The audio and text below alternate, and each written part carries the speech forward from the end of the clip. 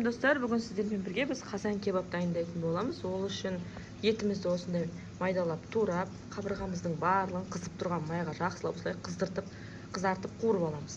Картошкаларымызды да осылай қызартып қуырып алатын боламыз, және де пиязымызды да барлығын қызартып қуырып аламыз. Мен оның астына іші май төсеп жатырмын. Сіздер салсаңыздар да болады, салмасаңыздар да болады, бізге осылай ұнайды. Сол үшін біз саламыз. Енді осының үстіне біз қазір пиязымызды салатын боламыз.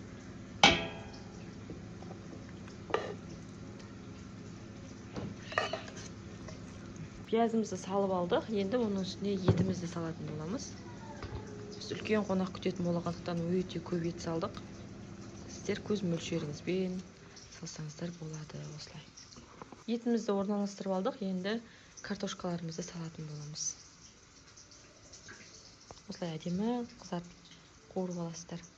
Егер арнама тіркелмеген болсаңыз, тіркеліп кетуді ұмытпаңыз. Картошкамызды да салып алдық. Енді крышкасын жауып, жай отта қойып қоямыз. Бұқтырылып өзі піседі. 2-3 сағатта піседі. Тамағымыз дайын болғанда видеосын көрсетемін сіздерге.